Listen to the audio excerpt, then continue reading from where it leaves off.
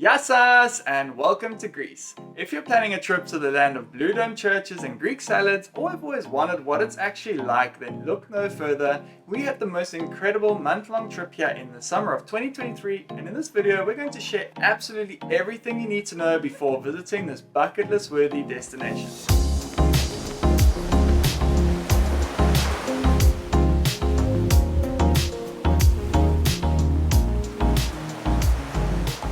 Greece had been on our bucket list for the longest time, and we're so happy to say it lived up to every expectation we ever had and is now the number one place we have ever visited.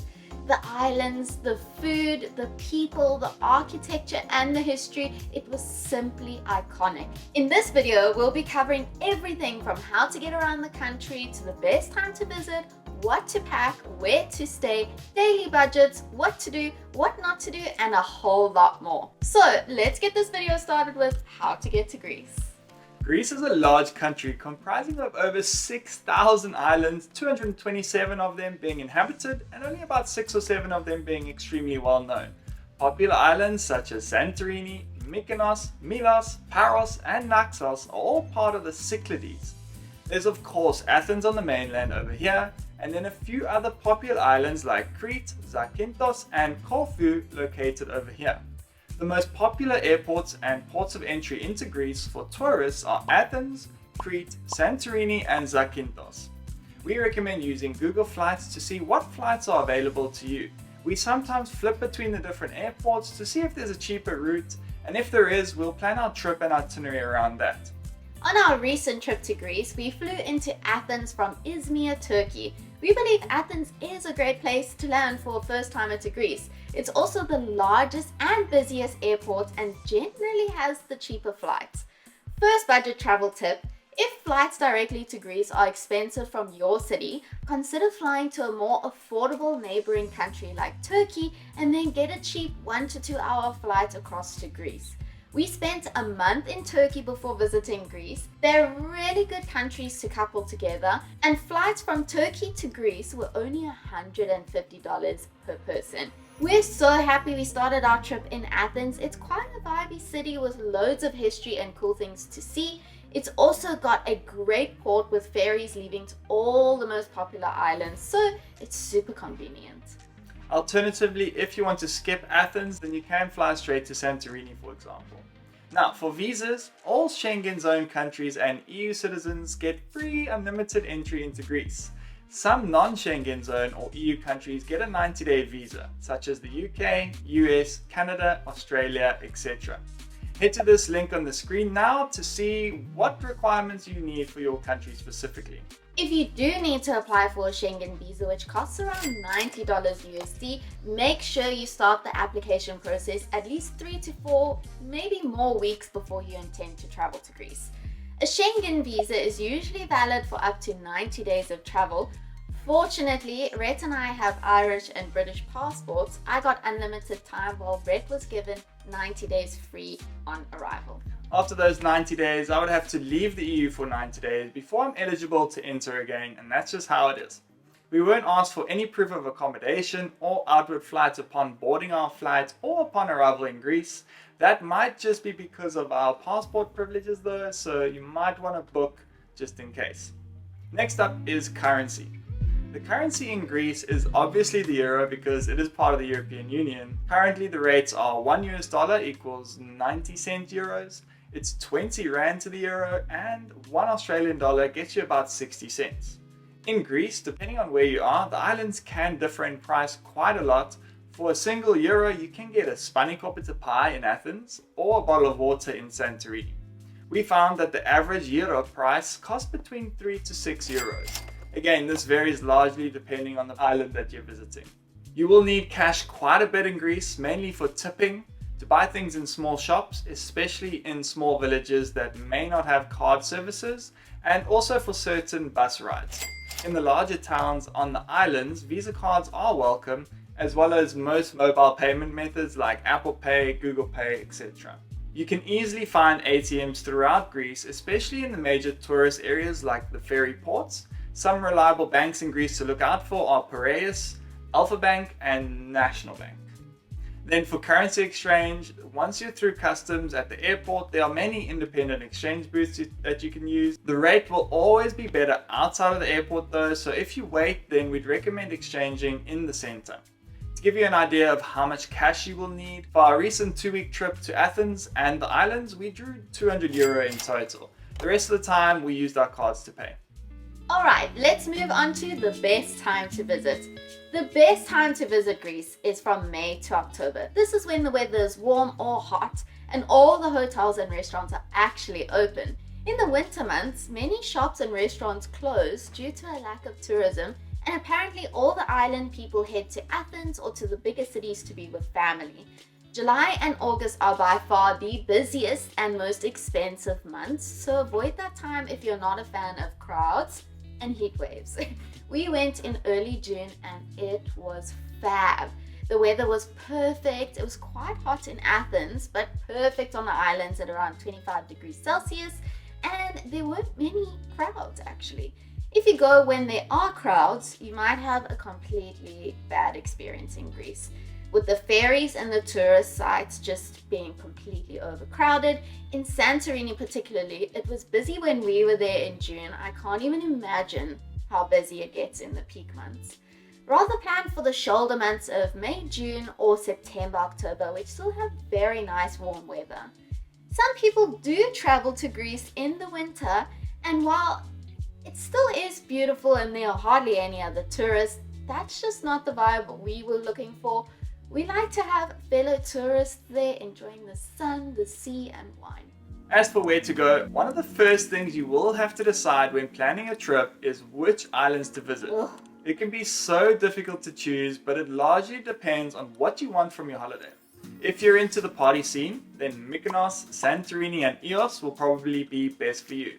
We were after a more laid-back vibe with a bit of sightseeing, so we decided on Paros, Milos, and Santorini. We booked Santorini because, well, it's Santorini. It was our least favorite island though, but we're still so happy we got to see it for ourselves.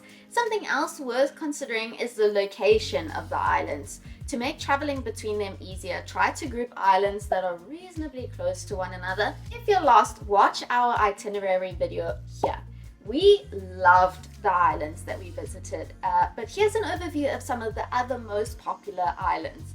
Paros was our favorite. It was more authentic and affordable, had great beaches, and is accessible to basically everyone. It's super laid back and has proper Greece village vibes. You have to spend the day at Kolymbitres beach and get a gyro at the restaurant right there. It was beautiful and one of our favorite days ever. Right next to Paros is Naxos and Antiparos. Apparently both are laid back and where all the celebrities like to vacay. So if you choose Paros, which you should, you've got two very accessible islands to visit right next door.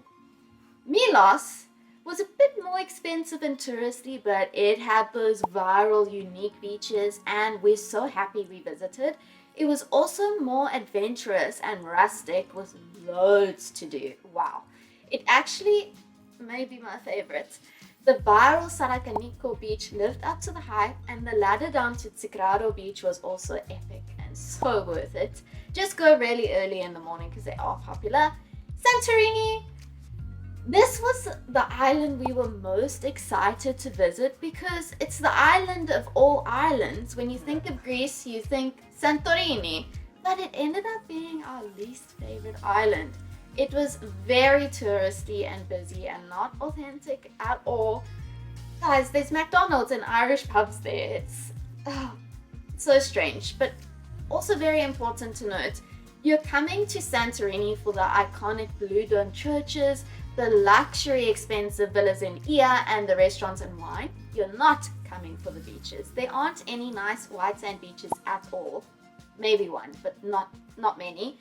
Also, Santorini is very expensive. We stayed a 40-minute drive away from Ia in a local village that felt more authentic, but it meant lots of driving, so we needed to rent a car and mission every day. We'd say, if you can afford it, definitely rather splurge and stay in Ia or Fira. Yeah. Our favorite part of Santorini was the ferry ride into the crater of the volcano at sunset. It was breathtaking. And second, spending a day cliff jumping at a moody bay. That was beautiful. You have to do it. Overall, Santorini is not going to meet your expectations, but you do have to go and see it for yourself. And of course, get that iconic Santorini photo. At least we now can say we've been to Santorini. Right, Mykonos has the best party scene and luxury beach clubs. It's very expensive though, but it does have a beautiful beach vibe. There are definitely mixed reviews about this island, but I'd say go for it. It's probably the next island we're going to visit. 100%. The Mamma Mia islands of Skopelos and Skiathos. Not many people visit these two, but I can only predict that they'll be low-key and pretty magical. Then there's Crete. A lot of people decide to go here. It's a massive island and still gets quite packed and busy in the summer. It's also really good for nature and hiking vibes. Then there's Zakynthos, where this iconic beach photo is. Similar to Kalinking in Bali, was another island that we were really debating visiting, but it's all the way on the western side of Athens. Not being a part of the Cyclades makes it a little bit out of the way, so we decided to skip it. If we go back though, we'll be going here definitely. If you have the budget though, you can fly from Zakynthos straight to Santorini, for example. Another island that was mentioned to us a few times that we'd never heard of was Amorgos. This is our friend's favorite island in Greece, and she's been to a few. Apparently, this island has some of the best food in all of Greece. So if you're a foodie, you're going to Amorgos, Habibi. It also just looks so flippin' beautiful and authentic. As for the rest of the 190 plus islands, hopefully our Greek followers will help you with those down in the comments below. Oh, and one final location that isn't an island but has been recommended to us by a number of people is Meteora. It looks incredible. It's like these big monasteries on big pillars of mountain. Amazing. Now that where to go is out of the way, let's talk about what to pack. Firstly, we recommend traveling with lighter luggage and not to overdo it. Odds are you will be traveling around Greece using the ferry system and buses, and no one helps you with luggage, so you'll need to carry it all on your own. You don't need too much though. You basically need bikinis, swimwear, dresses. You can wear basically everything in Greece, and in fact, this is Europe. Less clothing is totally acceptable. Girls, you don't need to wear bikini tops on the beaches. It's great. Let them out. But let's give you our packing list. First and foremost, air tags for each piece of your checked luggage. So many people lose their luggage in Europe on the flights, especially during the busy season. We prepared ourselves for the worst, but luckily nothing happened to us. We didn't have any hiccups. Pack some nice outfits for photos and for a few posh restaurants. Most people wear blue and white colors. I wonder why. Breathable, loose-fitting clothes are good to pack and that cover up a bit in Athens in summer. The sun there is brutal and there's no shade, and you can expect long lines to the Parthenon and all the attractions. Sunscreen and hats are NB, especially for Athens. Bring some walking shoes for the museums. Also, if you're visiting the Parthenons, going up that big hill. By the way, yeah, you have to climb up a big hill to get to the base of the Parthenon. And then a few viral beaches require good shoes as well in Milos and Santorini. Eye drops, because it can be dry and dusty, especially on the islands. I actually got a sty in my eye and had to go to the pharmacy. And maybe one warm jersey for the ferries. The air conditioning in there is lit. Shopping malls on the island aren't really a thing. There will be boutique clothing stores, but it's expensive, so try bring everything you need from home. Motion sickness tablets or bracelets are a must. Also for the ferries and the buses. Ladies, thrush meds if you're prone to IUDs anywhere in the world, and bring enough female sanitary products. This is what we have to do. We have to, anywhere in the world, we bring enough. Pharmacies were great though, I must admit. Everyone speaks English in them, but they're expensive. Then a plug converter, always. We'll talk more about the plugs a little bit later though. Then international driving permit is needed. You will need these to hire a car, motorbike, and even the ATVs in Greece. Now for the length of stay. We suggest spending a minimum of an eternity in Greece. It's just that magical. But in all seriousness, we did 2 weeks with 3 days in Athens, and we're so happy with the pace that we traveled at. We chose 3 islands instead of 4, which would have been too many, I think. for a short period of time, give yourself around 3 to 4 days per island. Would we extend to 3 weeks? 1000%. Honestly, if you have the monies, definitely do it. If you only have 1 week though, then we recommend skipping Athens altogether and then just doing 2 islands. Okay, now for accommodation. Greece is definitely a more premium location to travel to, there's no doubt about that, and the accommodation reflects that. The cheapest accommodation we could find was around $80 a night. Hostels were few and far between on the islands, and if you do find them, they'll be expensive for hostel standards. You're looking at staying at boutique hotels, homestays, and Airbnbs. We stayed in self-catering units that were beautiful and in great locations all over Greece, and all of them were owned by these beautiful, kind-hearted Greek ladies that gave us free food and gifts every day. It was honestly the most hospitable country we have ever been in. For all the links to the accommodation we stayed at and our friends, you can check our resource pack down below. It also includes our Google Map link, which has all the best restaurants, cafes, Euro spots you can check out down in the link below, or go to our website, redsinclair.com. We booked all of our accommodation on either Agoda or Airbnb. Booking.com is also worth looking on. It's my favorite platform, to be honest.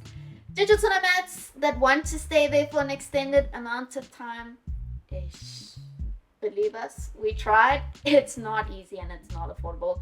You'd probably be able to find co-working and co-living spots in Athens, but not on the islands. As for budget, what exactly is a trip to Greece going to cost you? Well, ultimately, it really depends on you and what you want from the trip. Greece can be done on a budget like we did, but not on a backpacker's budget. Your biggest expense is going to be accommodation and then transportation. It's important to book everything months in advance if you want to save money. We put out this itinerary video, so let's presume you cover a similar route for 4 locations. If you're going to be doing it on a budget, then prices will range between $100 to $200 a day, and that's for 2 people. For comfort, this should cost you anywhere from $200 to $500 a day. Then if you plan to live a bit more luxuriously, or if you're on honeymoon, you can expect to pay anywhere from $500 a day. For our recent trip to Greece, excluding international flights to get there, we spent a daily average of $150 for 2 people. But this was out of season in June and in 2023. And we booked in advance. We'd say add around $20 to $50 onto our amount now. All food, accommodation, transport, entertainment, and tourist spots were included in that. We usually say that the longer you stay in a country, the more you'll save on monthly deals, but that's definitely not the case in Greece. Now, let's cover transportation and getting around Greece. First off, it's important to say that each island has different types of transports as well as different rules. For example, you can rent a scooter in Paros with just any license. On Milos, you cannot get one without a proper motorbike license. Some islands like Paros and Milos, most islands actually, have a reasonably reliable public bus system connecting the ferry port to the towns, and then Santorini doesn't. So you need to pay for a semi-private shuttle service to get you to your accommodation. Let's go through each transport option though. First, e-hailing apps and taxis. Uber isn't really a thing in Greece. Freenow and Beat are the options that are popular and available in Athens and Thessaloniki, or all the big cities. You can use Uber, but it'll call a normal meter taxi, which is also okay to use as long as they actually turn on the meter. On the islands though, these apps don't work. Instead, you have private non-meter taxi operators charging you absolute exorbitant prices. That's just how it is. Unfortunately, a 5-minute drive on the island will cost you like €25. But don't worry, there are alternatives that we'll get to. We didn't use taxis at all during our time in Greece, and we coped perfectly okay. Ferries are the best way to get around the Greek islands. There are a number of different brands with different routes, and on each ferry there are different classes, from sleeper rooms, business class, and economy, which felt pretty luxe anyway. Absolutely. We use Ferry Hopper to plan out our entire trip. It's an aggregate website that you can book all your ferries on to see which routes, prices, and ferry operators are on offer. We've got 3 tips for those wanting to save a bit of money. First, book your ferries as far in advance as possible. They'll get booked out weeks in advance, and some people have actually even been stuck on islands because they didn't book soon enough. second, The faster the ferry, the more expensive it is, so we recommend you take the longer ferries if you have the time. They take a few hours longer, but you can literally save 60 euros per person. The ferries are really comfortable anyway, so you can get some work and sleep done if you need. And finally, the third tip is ferry prices can change on the daily. So you need to flick through the dates on Ferry Hopper and see what dates are the cheapest, and then plan your trip and accommodation based on those dates. Some ferries are super fancy, they have places to buy coffee and sandwiches, etc. The cheaper ferries that we use, like Dionysos, from Milos to Santorini, cost only 16 euros each and had what is called the deck lounge, meaning seating is basically a free-for-all. If you get on first, you may find yourself some nice comfy seats, but otherwise you may need to sit in the outside area on less comfy seats. In mid to late June though, we found it quite easy to get nice seats in the lounge areas. Alright, moving on to motorbikes and ATVs. Hiring a motorbike is another awesome thing to do because the islands are quite small and super mellow, but the motorbike rules are different for each island as we mentioned before. On Paros, you just needed a car license to rent a bike. But Milos, Santorini, Mykonos, all of the more popular islands require you to have a proper motorbike license, even if the bike is below 50cc. The islands also have these ATV rentals, super popular amongst travelers, but we found those were more expensive than car rentals. They are nice and small to park though, and they didn't require motorbike license, only car licenses. Alternatively, you can rent a car on the island. We rented one in Milos and Santorini, and we were grateful because if you want to avoid the heat, the sun and the dust and sit in air conditioning, this is a great option. We used our international license and you're looking between 35 to 80 USD a day. Petrol was around €2.5 a litre. Also worth noting, some roads are tiny in Greece, so make sure you get a small car. If you don't want to drive yourself around, don't worry, the bus systems are great and super affordable. As you get off the ferry, you can get a bus into whichever area you're staying in for usually €2 to €3 per person. They connect most of the popular tourist attractions too, so you can use the buses for your entire stay if you want. We use these quite a bit. You need to have cash on you for these, and especially if you're paying on the bus itself. You can pay by card at the bus ticket offices, but these are not at every bus stop, only at the main ports and villages. Trains were super efficient and affordable in Athens. You can buy tickets at the station. When we landed at the airport, which was really nice by the way, we walked up to these machines, bought some tickets and got a trip into the city for €9 each. We used our Visa cards and it was very easy. This train can be super busy and you will most likely need to stand for the 30 to 40 minutes that it can take to get into the city center. Alternatively, there are taxi rides available from the airport, but those will cost you about €50. Flights around the country are quite expensive, but they offer a quicker alternative to the ferries, which can take hours to travel between islands. If you do want to fly, for example, from Athens to Crete, because a ferry ride is literally like 11 hours and a flight is only 40 minutes, you can use the best and most popular airline called Aegean Airlines. Olympic Airlines and Sky Express are two other options. We think a good first option is to fly to your first island and then use the ferry system to island hop. One perk we forgot to mention about using the ferries over flying is the ability to take as many bags as you want. The airlines will charge you quite a bit extra for extra baggage. Alright, moving on to language and culture. Greek is the official language of Greece and Cyprus and one of the 24 official languages of the European Union. English is quite limited in Greece. You might have some issues communicating with certain people, especially on the small islands with the elders. But do you really need to speak Greek? No. But the basics can help quite a bit, and we always like learning a few words in a country. Words we use quite a bit were yassas, which is hello to a group. Hello to an individual, you say yasu. In South Africa, the word yassas has a totally different meaning. So it's quite funny for us. Ne is yes. Kalimera is good morning. Thank you is efkaristo. And goodbye is andiosas. One thing to mention about the people in Greece, they are so incredibly friendly and accommodating regardless of how much you can communicate. There's lots of smiling and hand gestures. With some broken English, you'll totally get by. Also lots of affection. Oh, I just love the people in Greece. In terms of culture, we all know the origins of Greece and its history. It's simply iconic. Greece is considered the cradle of Western civilization. Ancient Greece was immensely influential in many spheres, from language, politics, education systems, philosophy, astronomy, science, and the arts. We've grown up watching movies like 300. We learn about Greece in our history classes in school, and that's why Athens was so cool for us. The history of Greece dates back to thousands of years ago. They've been influenced by the Roman and Ottoman empires and found independence in 1821. Ancient Greeks believed in a polytheistic religion with 12 main gods: Zeus, Hera, Poseidon, Athena, Ares, Apollo, Artemis, etc. With today seeing 93% of the population being Greek Orthodox Christian. You'll see churches everywhere as a result on all of the islands. According to Greek law, every Sunday of the year is a public holiday. In addition, there are 4 mandatory official public holidays.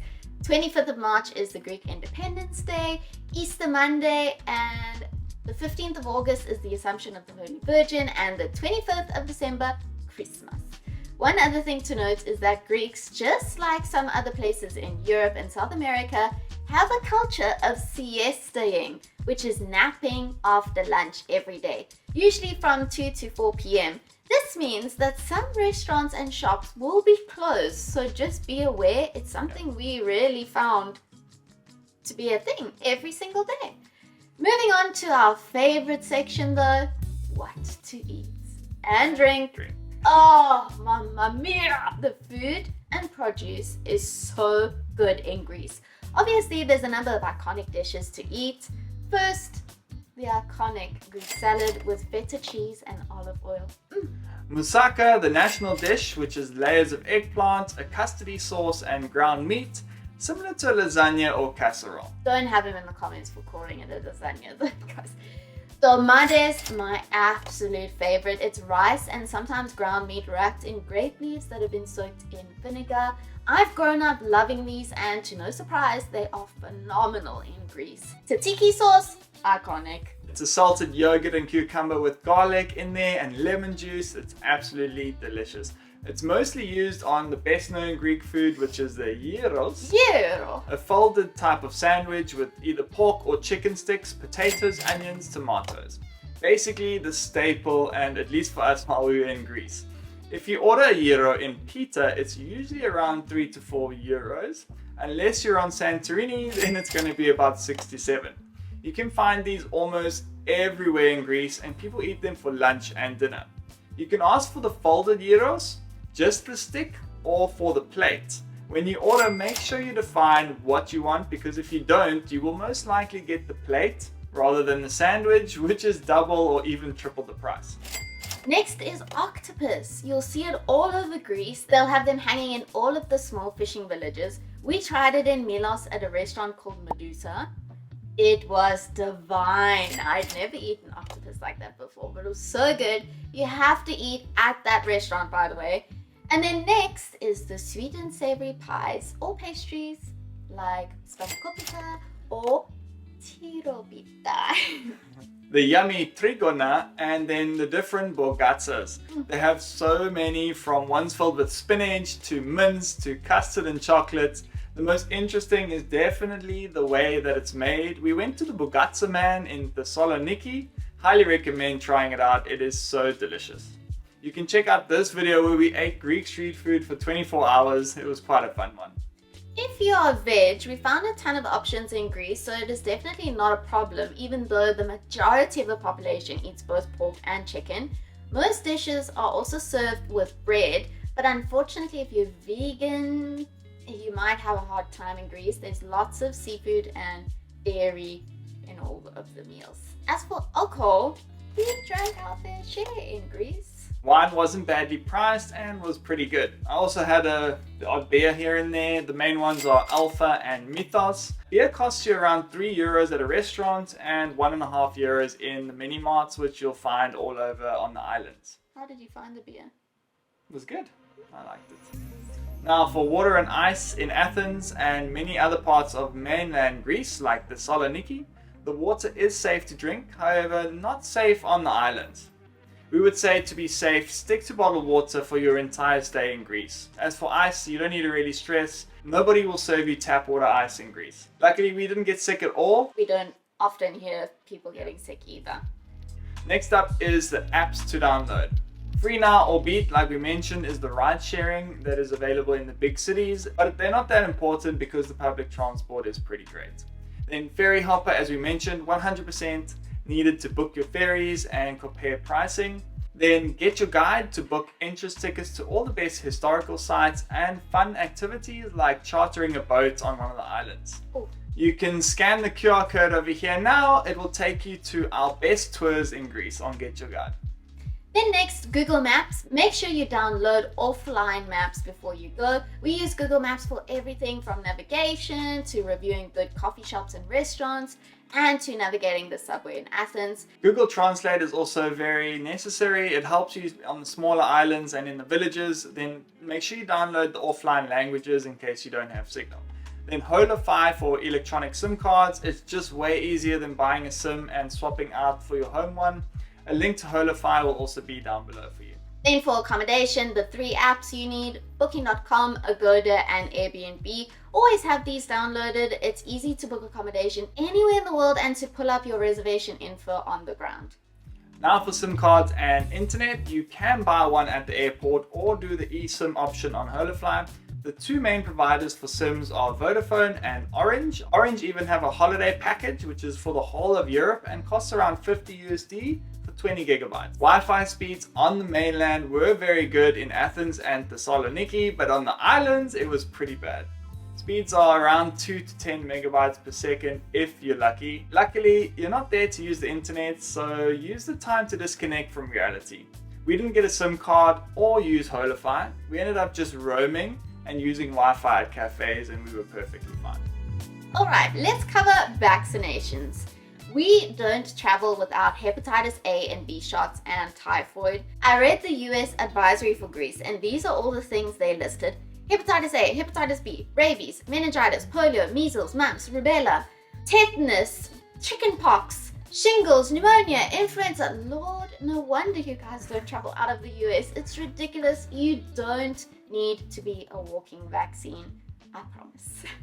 Moving on to medical and pharmacy, there are lots of pharmacies everywhere, and while they do stock a good supply of medicines, you should make sure you have sufficient medical supplies, including prescription medicines, for the duration of your stay as well as any unforeseen delays. Pharmacies are indicated by a big green cross outside the building and are sometimes open 24 hours but can be closed on Sundays. Public holiday, guys. Treatments and facilities are generally good on the mainland, but we've heard that it's quite limited on the islands.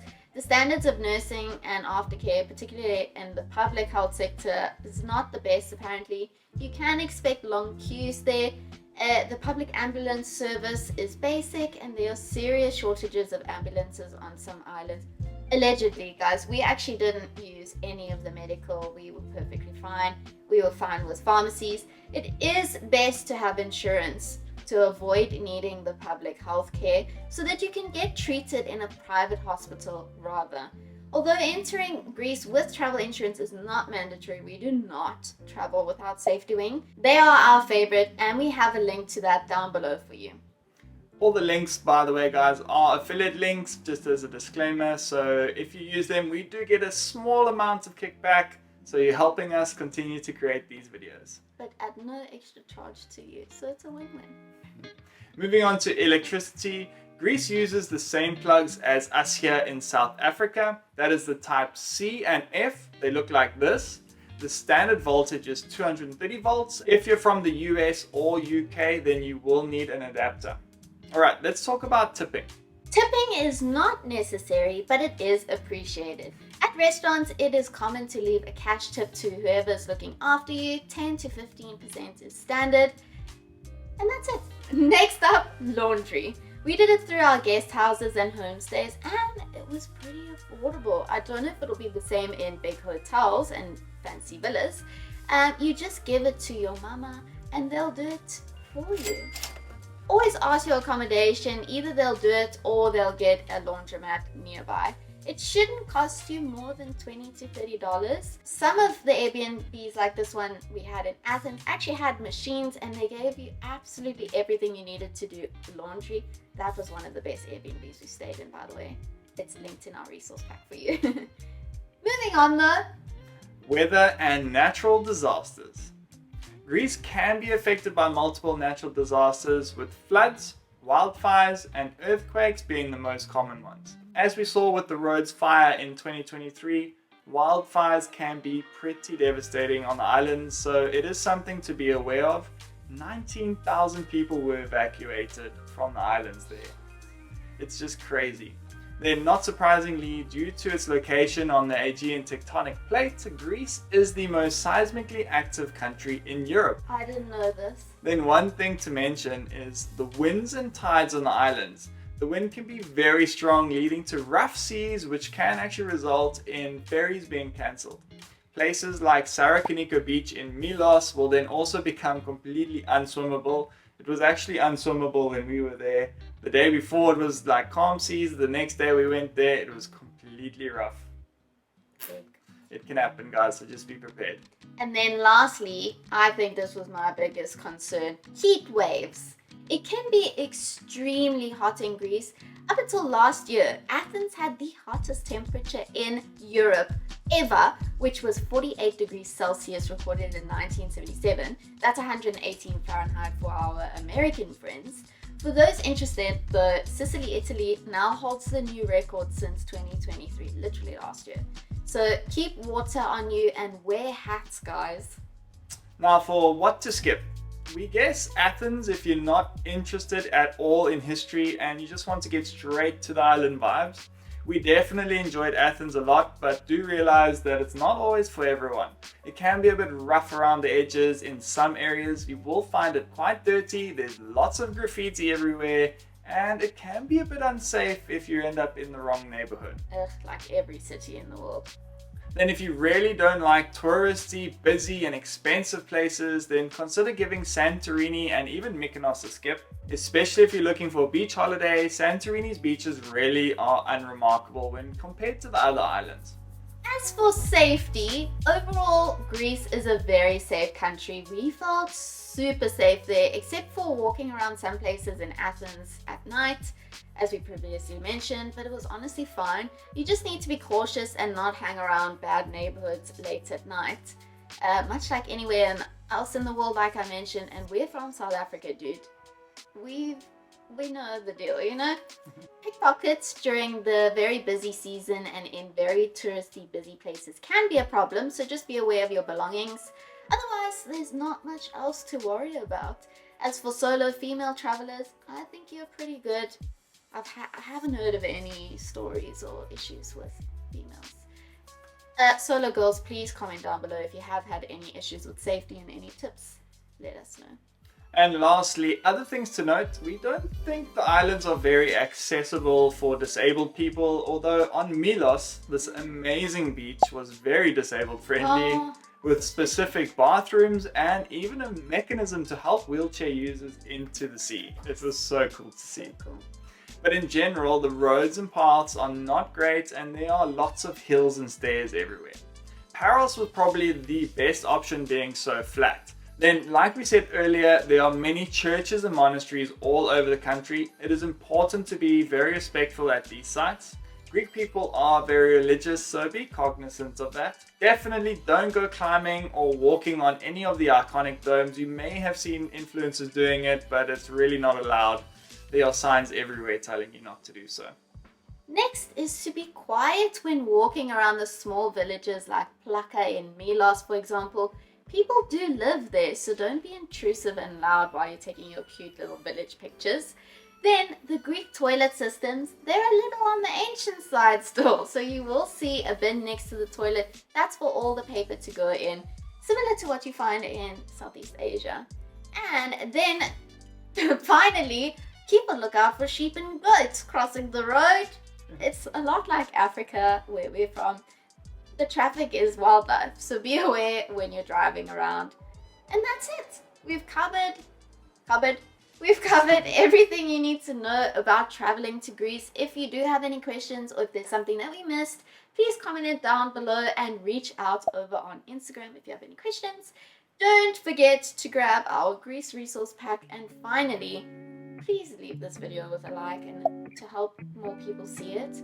We'll see you, Bruce, in the next one. Safe travels to Greece. Adiosas. Adios! P.S. You're about to have the most incredible trip of your life. Just saying. Enjoy it.